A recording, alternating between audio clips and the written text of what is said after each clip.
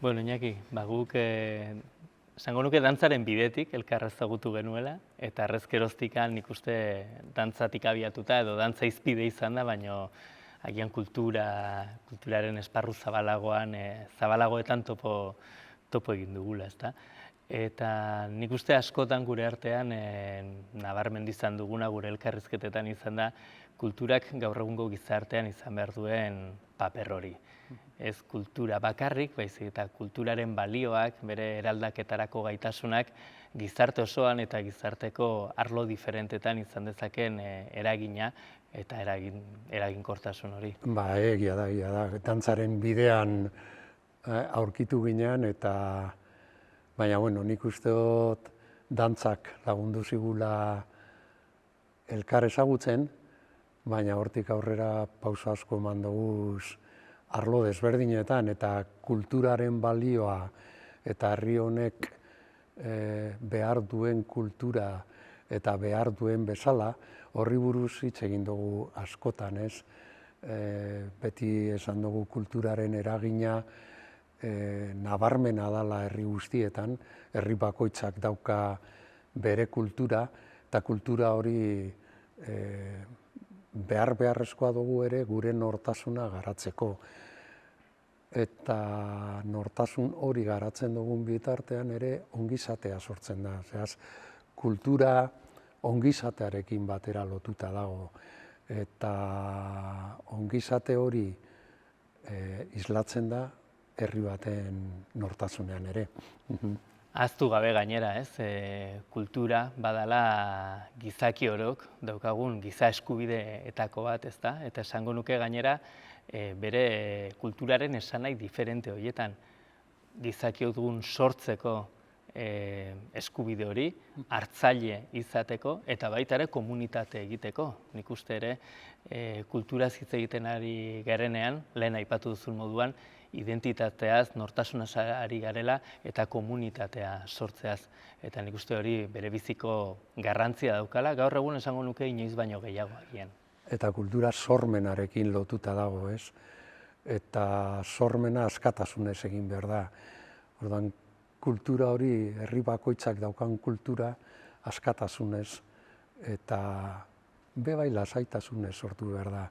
Sormena behar bada gure herrian, Euskal Herrian sormena da behar duguna. Arlo guztietan, kulturan, bai, baina ezagutza sortu behar dugu ere.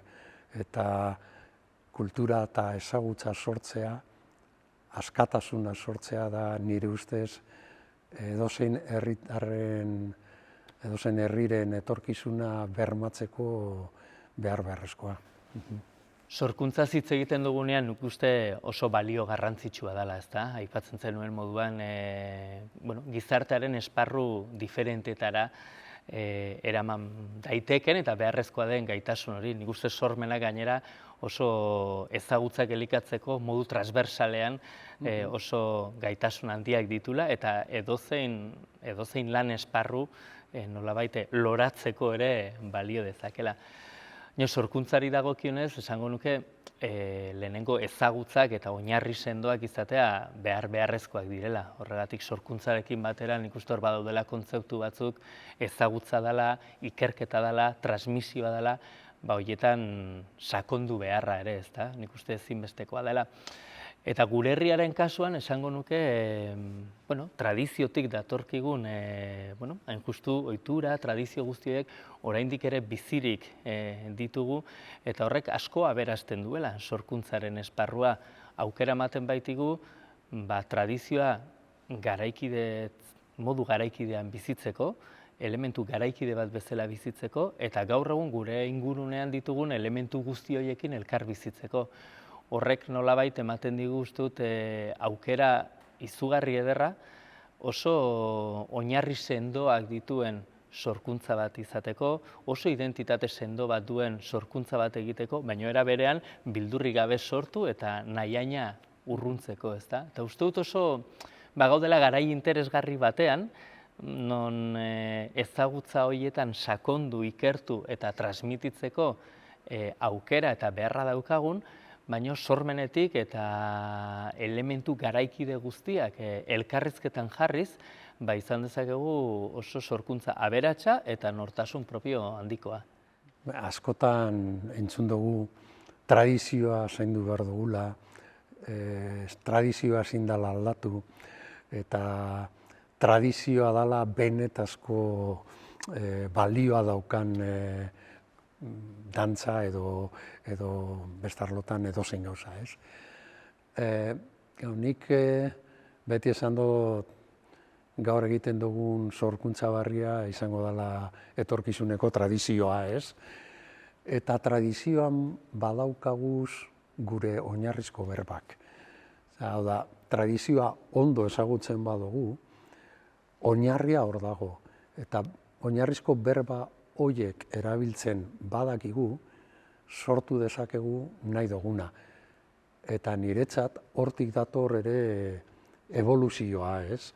Zuk aipatzen zenduen hori garaikidea eta tradizioa nahastuz sorkuntza egin dezakegula, noski baietz, baina horretarako tradizioa oso ondo ezagutu behar dugu.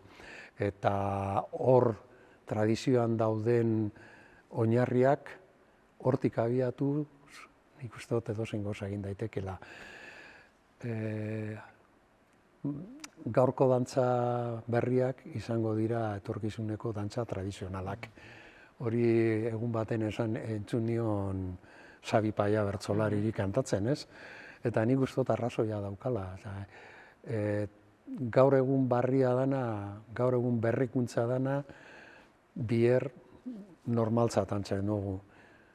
Nire arazoak omilen artean da, sortzea zerbait benetan erakargarria dana, balio duena gozatzeko eta balio duena herri bezala handitzen jarraitzeko. Sarritan nortasunari, identitateari buruz, hizkuntzari buruz, kulturari buruz hitz egiten dugunean, batzuetan leporatzen zaigu nolabait itxitasun bat, ezta? Eta zerbait nolabait mundutik apartatzeko modu bat balitz bezala. Eta esango nuke kasu honetan erabat kontrakoa dela. Eta, sarritan entzuten ditugu baita ere, oteiza edo txigida bezalako maisu handien esanak, ez? Nola munduan egoteko, universalizateko modu honena gure sustraietan sakonduz zela, ez da, adierazten ziguten. Eta nik uste ala dela, gure norberak, gure hizkuntza propio horietatik, gure lenguai artistikoetatik, gureak ditugun elementu horietatik mintzatu gaitezkela munduarekin, halako bestelakoekin, ez da? Oso geurea izanik, unibertsala izanik. Eta nik uste oso aukera ederra dela, eta gaur egungo mundu honetan gainera, ez? Dena oso errez kolore bakar batekoa bihurtzen den garai honetan, uste dut ezinbestekoa dela kultura eta aberastasun propio bat izatea, bertatik abiatuz, gainontzekoekin elkarrizketan aritzeko eta munduan bat gehiago izateko. Nik uste dut herri bakoitzari dagokiola bere kultura, kultura bakoitzari dagokiola bere askatasuna, eta hori bermatzeko atzean dagoela beti herri bat eta herri horren sustraiak.